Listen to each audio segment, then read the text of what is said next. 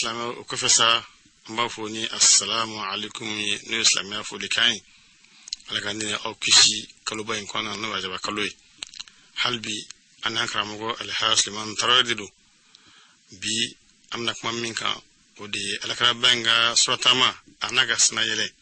yala ake sugundi lawa walma yake ani ana farkulu abna dalu dama akan sababe kuma babulu. الحمد لله رب العالمين وأصلي وأسلم صلاة وتسليما يليقان بمقام سفير الأنبياء وإمام المرسلين سيدنا محمد وآله وصحابته الكرام وبعد مستمعين الكرام السلام عليكم ورحمة الله وبركاته. وعليكم السلام. الحمد لله رب العالمين ame Allah ta'ala tando ka barkada ka wali nyumando an seko da majrala o kofe amban kalfa o masabaina sabula ate kalfatin o kofe am solli ka tiduna fasamantika no Muhammad sallallahu rabbi wa salamuhu alayhi ame Allah ta'ala dili alakan nafana horoma jien an lahara ame Allah ta'ala dili limanya an suturani garjiga nyuma alaka kalfa ana badin islamu bela jelena ame Allah ta'ala dili anga hamina ko dukole ana bangene alaka sababu nyumandi amma bela ame ala dili labay Allah ta'ala te alaka laban ko nyumanda ambema jamana fitna alaka duka herala anyere nu fitna alaka duka herala Allah kana shitu jamfala alaka na shitu namarala alaka laban ko nyumanda ambema kanga kafu laban arjina kono alako kanya alaka horoma kama صلاة بركة كما صلي على محمد. والحمد لله رب العالمين. يكون عن بالمك أنا كرم وكيا فتكم منوي الحاج عمر كيتا أنا ولا هلسا أمبي رجب كونان دل على كركا شرطاما كبكو بلبلينكا يلا أشرطامي أكرا ne alakra nina farkulu de nyogon fewa walma akrani alakran ni dronde ye kasro farkulu te ala walma akra ka alakra to suko de lawa ame Allah ta'ala dili ambe min fo Allahu ka ani sababa be wala na surata ma irata ka la jalla rabukana no al isra'u abe fale de ma as-sayru laylan نافرق موكما الإسراء ودي كتاما شوفي ودلا شيخ بوسريبا فأنينا بردا كونونانا أكو سريت من حرم ليلا إلى حرمي كما سرى البدر في داج من الظلم أكو يكادو Muhammadu surata mana kabo horoma yoro dola noe alkaba e shufe kata horoma yoro warela noe beitul magdisiye ikomi kalo kletanani shube tama tukumi shudi bifina kumamina ni shukura sabula ni alakrabe katama halik lefe ibaye kafo yoro e dibiye ibi alakran noro lama del natoy ikumi ibe kalo e tukumina shufe yoro be dibiye kalo noro lama de benale odila busuri ba fanya hamziya fenana ako fato wal ardu sa'iran was samawati al ula fawqaha lahu isra'u ako alakra ayeduguma kulu kuru asinkoro abeshura tamana ninga sankaba fene kuru asinkoro abesankaba biliwulo vlansanfe a kika do shura tama konbe alakra ye ola fazazi ba fanyana أقول لقد دل إسراء الإله بعبده على أنه قد خص منه بوده عليكم حقيقة يرلا إكادو الله تعالى كشورة تاما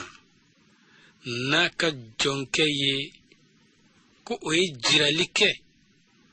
كفوكو كونيا بتوكو مي حقيقة يرلا دي الله تعالى يو جونكين دي سوكانتي نينغو كرين كرين نيكانو دوي جوما كانو مينيو كونا سورو وكفى بجدلك وأسرى به حالا الله تعالى يشورة تاما كان محمد يجي كونويا وشفعه غدا نينغا سننا الدنبا بدي على كرامة الكيامة جوكنكا أكو جرت ليلة الإسراء ذكرا مخلدا إكادو شورة تاما شو كوكرا كمنو ني أدام دنبو أكفو دوملي كفولي لا فوكتا دوغما كلو ملكي موتسيكا كاباكوين فوكا سي أدانا ومن كرسول الله لله يعرجو جون دي بيكومي على كرام جون دي بيتوكو يدو على كتشيبالا جون دي باللحلا يدو على كتشيبالا جون دي بسيكا كنافوني دي على كتشيباكا مامي أبكا سنة يلنكي كتا دابا ما يورو ما شتي توكو يدو نينا okuma nanyi nkuma kaunta kalaje nimbebe sabati dama kafo Isra'u ode kore katama shufe ola nanyo usura tama injatemine amba ye kafo alakra abora al-Kabala kata Baitul Maqdisila okofe kabwe kata sankaba biliwolon vlan sanfe kudon dokanga soronina al-Kaba kadi Allah ta'ala kateme Baitul Maqdisika al-Kaba kabbo ala yoro kateme Baitul Maqdisika al-Kaba erefene kakoro ni Baitul Maqdisi ni sambinani sofolo min jora duguma kolo koka bato kama ikum Allah ta'ala bo fu anye tugumi inna awwala baitin wudi'a lin-nasi lalladhi bi Bakka o ni suina ka kanuna ka korota na ka bunya muna Allah ta'ala masinga ala karata al-Kabala ka yelena direct fo ayata ka bo al-Kabala katana Baitul Maqdisila o kofe ka yelen katana sankaba biliwolon vlan sanfe anga kodona uba yira ana iko misofwatu tafasiri ba fo anyana togomi kulliya Allah ta'ala yininke kusabula ala nabiyuman fen fenci annabiyuman abela jelen ni kafoyora Baitul Maqdisi de wa wahyu jigina annabiyuman beka Baitul Maqdisi de kononana ana tidum ikumi ala krabena tama minketa noe kata ziyara ke Allah ta'ala yoro niye bunya tama de ye karama tama de do ala kira niso jali o tama de do okuma o bunya no karama mi ni Allah ta'ala yo kren kren ka fo sankaba ni melekaw bela jelembe na dosoro ola okuma ala ya layini nabiyumun yere fene kase ka dosoro o horomala okuma Allah ta'ala jena ikomi tidun ni nabiyumun bela jelenka wahyu dira umma ni nyoroina okuma itemeto ta eskalike uwire kan nafa do soro Muhammadu la sallallahu alaihi wasallam okuma anga soro kan ka bara damine ni ya kodon belebele doyi akodon belebele do fene jumenyi alakra sallallahu alaihi wasallam nabiyumun bele jelinka wahyu dira umma Baitul Maqdis la ikome alakra de tidun labanyi nabiyumun benana kena laben kabla ale de nye okuma Allah ta'ala ko ikome ne Allah ta'ala ye tidenya ni nabiyuma ya kledi awma Baitul Maqdis la wahyu de kume jigi awka o Baitul Maqdis kelina ode awka batuke yoroye okuma ikome nye tidenya ni nabiyuma ya kledi awma o yoro mina de okuma mena klein mena awla o yoro kelina ninka di danfɛnw na sɔn hɛrɛma ma min bena diɲɛ dajuru sama ka bɔ halaki badingɛ kɔnɔ nin ka taa n'a ye kisi tentenkun kan o kuma i komi bonya in dira aw ma yan yɔrɔ la o kuma n tɛ taa bonya in tile minɛ aw la yɔrɔ wɛrɛ tugun hali n'a y'a sɔrɔ o yɔrɔ de ka di n ye ka tɛmɛ yɔrɔ kan a dira aw ma yɔrɔ min o kuma n ye bonya di aw ma yɔrɔ min mba kile minɛ aw la o yɔrɔ la o kuma o kama Allah ta'ala asona ala kira kana Baitul Maqdis la ka kila ka diɲɛ di ala kira ka seli ni nabi ɲumanw ni tidenw bɛɛ lajɛlen ye ale de ye alimami ye o kuma mina nin kɛra ni seli banna Allah ta'ala ye aya dɔ jigin ala kira ka sallallahu alaihi wasallam ako was'al man arsalna min qablika min rusulina aj'alna min duni arrahmani alihatan yu'badun ako ala ka tiba Muhammad nabi yuma munun fula ikofe ya nabi yuma ba kemeni mugannani tiden keme sabani tan saba abele jelimbe ya okuma unyininga de an yolu tika ko enyo kana kene laben ka ikono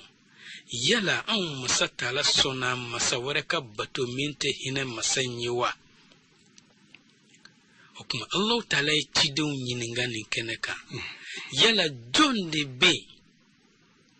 ko o maso Muhammadu ka almamiya John de maka voix Muhammadu ka almamiya ye tiden bele jele yi dade be jedi okuma Allah ta'ala ko okuma au ka safajo ala kra kofe ala kra ka blanye fe ninga selini awye li annahu huwa al-imam ودل الشيخ بوسريكو وقدمتك جميع الأنبياء بها والرسل تقديم مخدوم على خدمي أكو يكادو تيدن بلا جلين جنا نينغا محمد بلا ونيفه سورة تاما شوينا محمد كسلني وي أنت نبي يوم بي إكومي بارك مكو alebe akabarake di nyefe tukumi ma patron ba ka planton nyefe tukumi okuma ko alakra ni tidun fenebe olla halaya de la okuma tidin bilbilin sallallahu alaihi wasallam ambaye kafo Allah ta'ala ya mangutu joro chamana nga anga lainin be munno fe mangutu jumende be min kadi Allah ta'ala ye alakra mangutu la katime mangutu beka ne Allah ta'ala beto ko fama kuma chama abe fo odema sifatul ubudiyya dunya mangutu odila Allah ta'ala ko Qur'ane kono subhanallazi asra bi abdi sanya bi masai masami na surata mana naka jonkeye ala kumisika fo subhanallazi asra bi rasuli aw subhanallazi asra bi nabiyyi nga ala man fode ala ko asra bi abdi sabula abdu de kadi alai muhammadu mangutula kateme mangutu beka sabula jonya ode joro la korota lenye ode martaba la bilibili Allah ta'ala bulu ode la ala krairakum toka fa sallallahu alayhi wa sallam ajlisu كما أجلس العبد كما يجلس العبد وآكل كما يأكل العبد كنا محمد بن سكي إكمي جون با سكي تكمي نبي دومينيك إكمي جون بي دومينيك تكمي على كراكم توكا فاكا كما كان أكو كفاني فخرا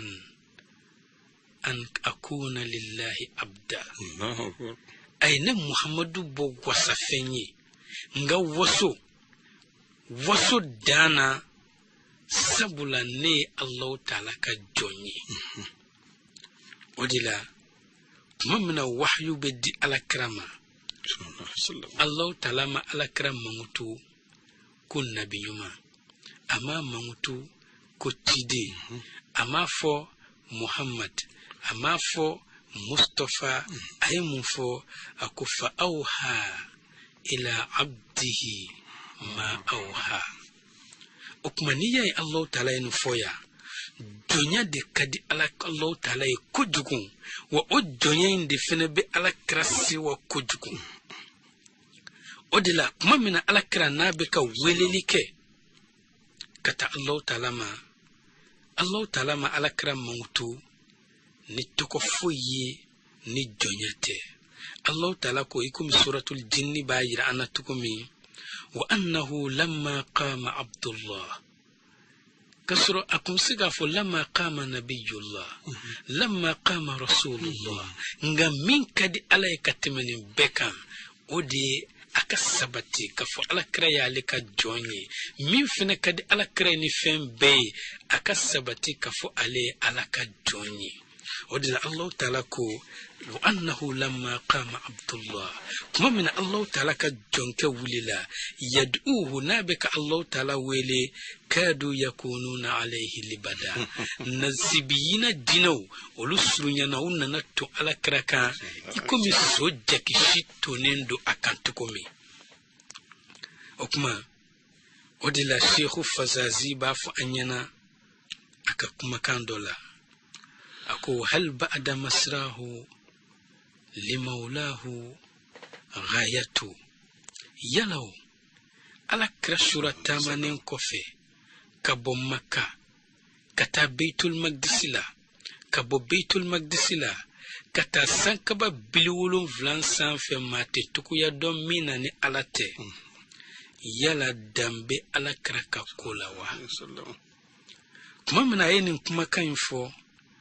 akere kumi nyininga lekela dode ya nyininga okuma na ya soro dante alakra ka kola okuma alakra jonde dunwa walma munde du sabla adama dia lada ni be ola itsika balo kalo sanfe sabla fiya mimbe anga fiya inte ni temena yenka itsika baloyi na alakra temena ola kado sanka ba folo kono adamadia kito adamadia ladala itsika baloyi kateme bilu fulana sabana kateme wulu fulana ka jibrila sira adana ni jibrila temena bilu wulu fulana ka alaka masaya norobe ayele na alakra temena yenka okuma alakra John kundo okuma kudona do ku osanga inkono nana kuma mina alakra nasira biliwolon vlansan fe okuma ko akumbora adamadia la halala kana muhammadiya la sallallahu alaihi wasallam okuma ofene adama bondaye okuma mina tayna yiningalike ikomi dante ekoko dante alakra ka kola ashura tamanen kofe kata daba mayoro sabula melekaw be kuna sirilen kundo ala kira ka kola Jibrila yɛrɛ fɛnɛ kuna sirila ka kola anw melekaw tɛ se ka se yɔrɔ min adamaden bɛ ka yɛlɛn ka tɛmɛ yen kan o kuma ni adamaden sugu jumɛn ye a bi komi tɛ maa min bɛ ka so kɔnɔ hali tɛ wuli cogo ɲuman a tɛ s'a la o kuma ale bɛ ani tɛ wulila n'a ye tɛ suru o kuma teji minnu bɛ kɛ plateau kɔnɔ ni verre jɔsira a b'o de di a ma k'a ka t'o bɔnda la hali ka te d'a ma k'a di mɔgɔw ma a b'a fɔ k'a ja wulilen don ko mɔgɔ ɲɛnama tɛ a kana taa te bɔn sɔgɔmada fɛ aw ka sin ka soli k'a mɛn ko président kɛlen don ka audience ɲini o fɛ kunnasiri min bɛ aw sɔrɔ o kuma kunnasiri min ye mɛlɛkɛw sɔrɔ alakira ko la aw ka kunnasiri ka dɔgɔ mɛlɛkɛw ta kɔrɔ o la e bɛ ka mɔgɔ min kɛ lagalagatɔ fatɔ ye hali tɛ sɔn ka te d'a ma k'a di ka mɔgɔ sɛbɛn ma n'a fɔra ko ni jamana président ba de bɛna ɲɔgɔn ye ko président yɛrɛ de mako bɛ o la ci gɛlɛn dɔ la maa si tɛ se k'a ɲɛnabɔ jamana kɔnɔ ni o tɛ e bɛ ka min gɛn su ni tile ko mɔgɔ ɲɛnama tɛ i yɛrɛ bɛ kɛ cogo di o don i kunna bɛ siri o kuma nin tɛ n ye jɔn ye o kuma mɛlɛkɛw ye kunnasiri min sɔrɔ alakira ko la i k'a dɔn adama danfɛn foyi tɛ min y'a sɔrɔ o kuma mina ɲininkali kɛ b'a ɲininkali kɛ o kuma muhamadu in jɔn de don wa walima mun don fasazi ko هو الأبد حقا قربته عنايته أكو تيرير لا دي سيكا فوي تي على كراكا جونيالا أكو نغا موندي يا سرويا أدابا مالا كتم دانفين بكا سبولا علي رفنن مكو بي أدابا مالا ني دانفين بي ودي كما أسرويا أدابا مالا ني دانفين بي okuma otidin bilibili sallallahu alayhi wa sallam na ya soro fendo kumbe ko de kun kadi alai kateme jonya mangutuka Allah taala kuma alakra wele odela sallallahu nga fuite min kadi alai kateme jonya mangutuka odela el qadi iyad bafu anyana aka kuma kandola ako wa mimma zadani sharafan watiha wa بأخمسي أتأثريا دخولي تحت قولك يا عبادي وأن صيرت أحمد لي نبيا أكو يكادو من ينير إيادو جيدي كورتا أني بنيا أني سواني نسوجاني فرفونينا فوني نسوجاكو جوكو أكرا إكو منغا nyugu dolo ngo chongo ninsenye abikomi ere dikite femi kan pepepeu doka singana otu eka misali abikomi tekoroba amuso fatura alebe ka konyo muso nyini ka kenye ayre ta bla kuna kabisi ka min soro halatu ko kuma fo ekasinga na sigilento ko kuma ko karsa anyin dima tekorobani bere kumetama odo abe bere bla fo de umbe kabako ya ko kuma mumbe bwala bi abe golongolo ayire matogomi okuma eyadu ko nyukona de kera lela ale nisoja ko jugu kuma kan jumen kama ko sabula Allah taala ko ya ibadi yani Allah taala ka jon ko ale ya yere ye otela ale ya ye kafo jaka ale fene dona alaka jon tela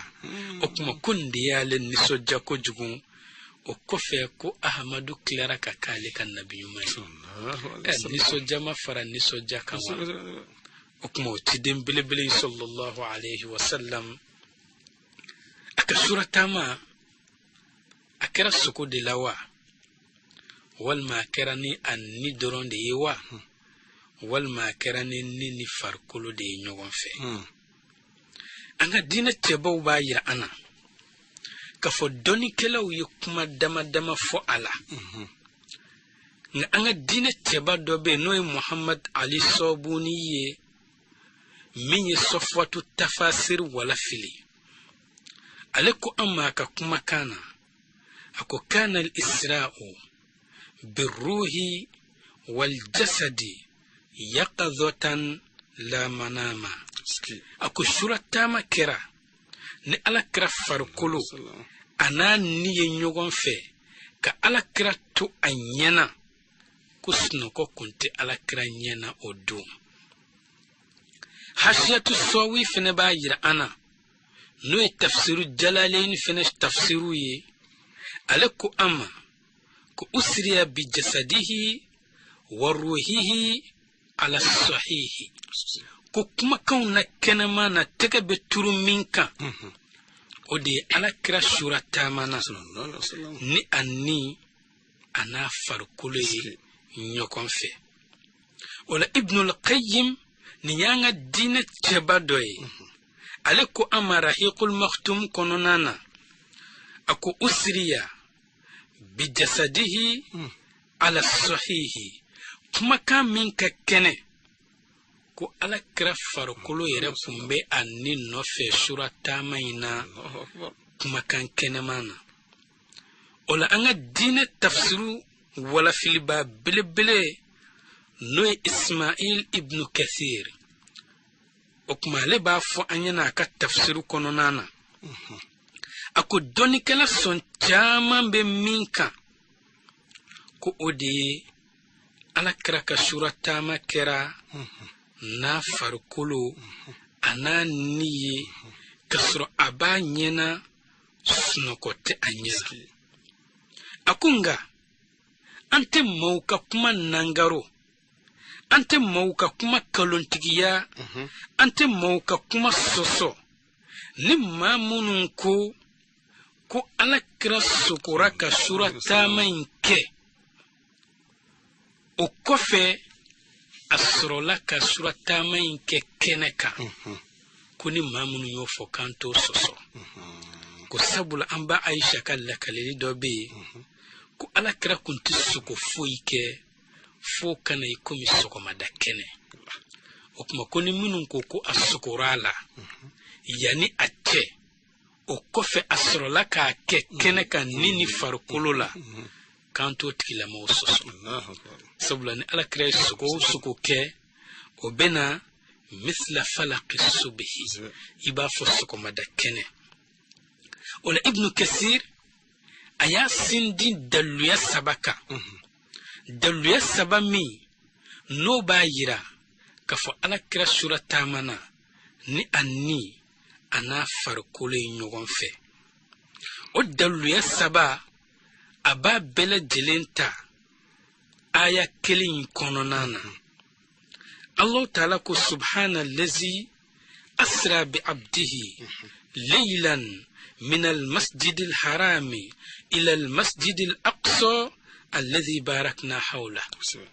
أكما يكدل يفلو تيرو جمع الله تعالى سبحان الذي سبحان الله من فريا كوني الله تعالى سبحان الله فكما أكما وبك كوبو دي كما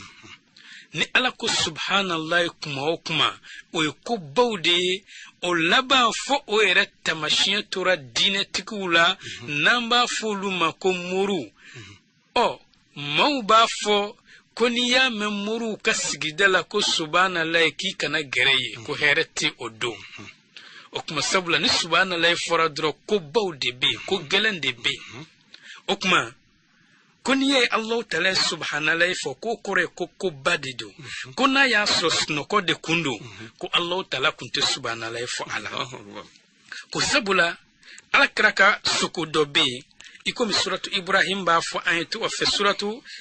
Israil ba fo ayatu gumi wa ma ja'alna ru'ya allati araynaka illa fitnatan linnas masata lay sugo min ila ila ama ke dore kama fona karaka adama dum la jarabi ku laje okuma Allah ta'ala tisamaya ka fa ala kra sukura wal ma ala kra surata make nini farkul ala tisamaya wala okof Allah ta'ala ba fo yoro wara Ibrahim ka kunyala inni ara fil manami anni azbahuk kantigali ko bade nga ka sugo ka kantigali ka wote ko bayi ko mi kenekana ni adama de mine ka kantike keneka jinya bela jelembo lakale odo ngani enna na foko a kuna era sugora ka karsa kantike obi sugo nyefo iyidew okuma kun ba yira ka fo ni sugo kundo Allah ta'ala kunte subhanallahi fo ako ko fe kuna ya sugo kundo ko kafiru kunte girin ka alakra kalontikiya wasahaba do yira fina kunte muruti sabula ko imbuyana o hakilima ni ya kafiru girina ka alakra kalontikiya sahaba do sigara fu kumbina siki uko o bayina ko alakra ko di ko sukute sabula ni mugo donna na muqaddam sigilento ika kalandeuna a ko karamugo suro ni sugura kaye ni tara fo barako bamaka pale kono anya tiga di nyugo mane siga ka fotay kono o kofe ne boray kata alkabala kata towafuke kado alkaba sokono fonye afendo tatayere a ebi suko infaseri faye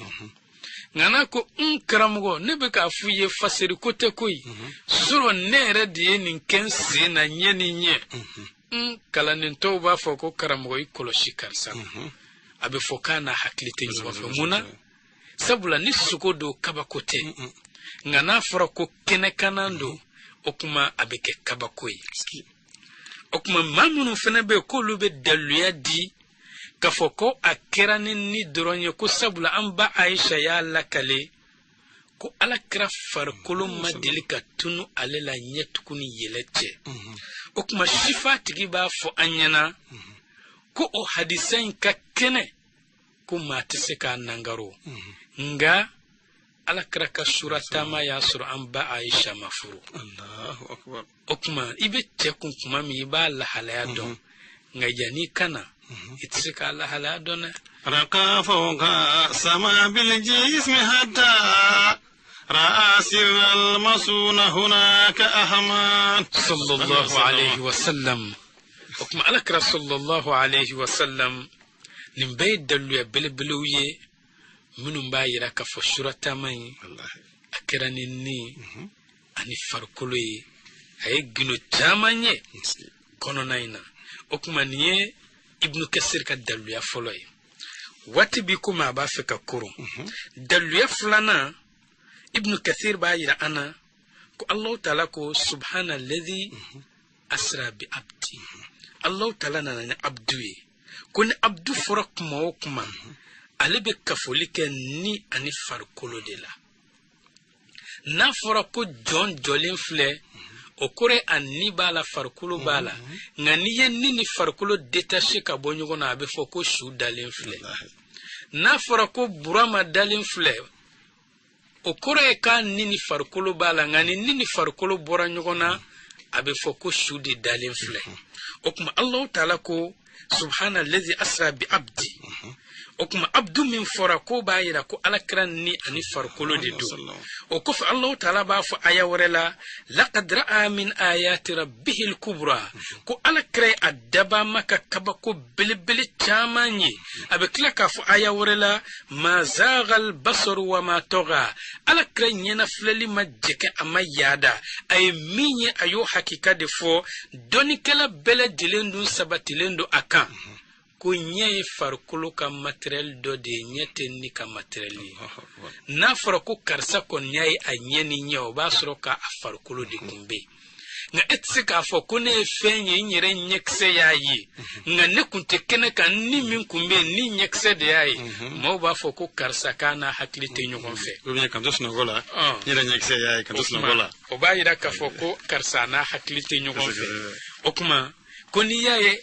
alakra Allah ta'ala ko alakra nye kabako bauta mai o bayira ko farkolo de kumbe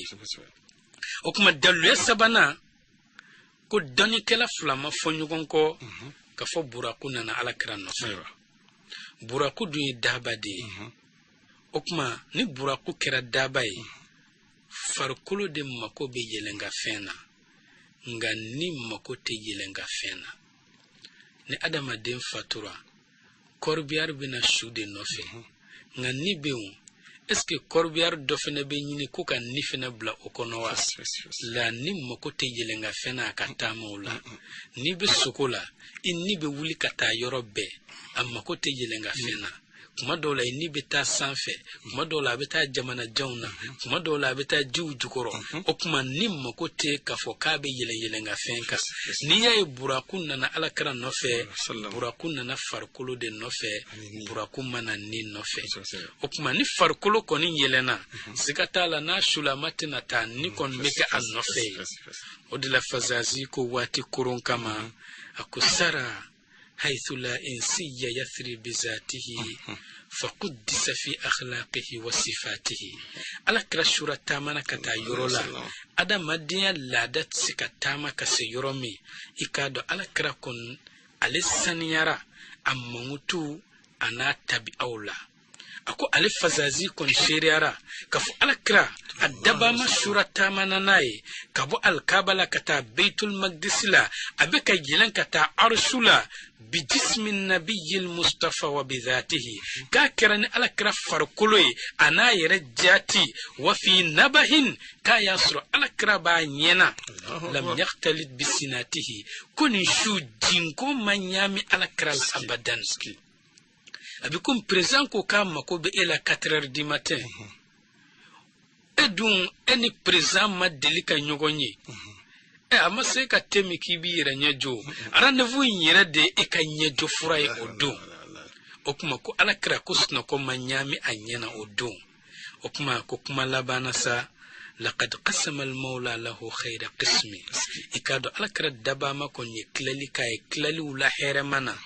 ترقى إلى السبع اتباق بجسمي ألكر التامانا نيغا يلين كتا بلولون فلان سانفي نافر كلي وقد أشركت أملاكها وتجلتي وياسر سانك بفلو ملكة وفو بلولون فلانا الملكة بلا جلين بولين دو كوجو ولو بافي ونيكا دا على كراكان درون وكا ينجي أكا وياسر على كرافنا مكو دبي أدابا مالا وكمامي الله تعالى دلي alaka annafa nitibani bunya ana barkay alaka labanku iman dama alaka rahma kama salatu baraka kama sallallahu ala muhammad wassalamu alaikum wa rahmatullahi wa barakatuh alaikum assalam sarita min haramin laylan ila haramin كما سار البدر في داج من الظلام صلى الله عليه وسلم قبل ما اسلموا ninkunyi israu walimirajo no ikra banga swata mana sana yele ninkunya manguti kwaya ke ni afarakulu ni ani amaso wonkai sabu kaba ko baredo alaw minke anyi ni koloba ngono alaka kaba ko fana chama yara na muso benga sika nanga jamana kono sabati kana ka ambento ka anga foto wa kilenyi ambafu wassalamu alaikum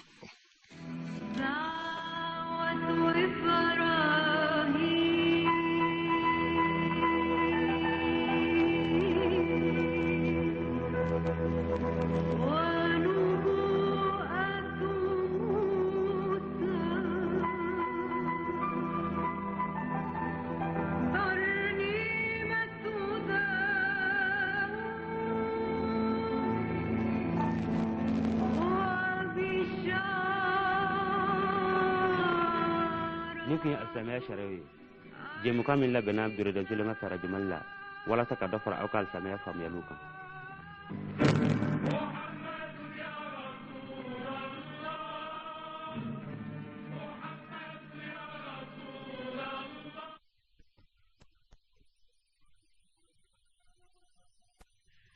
Allah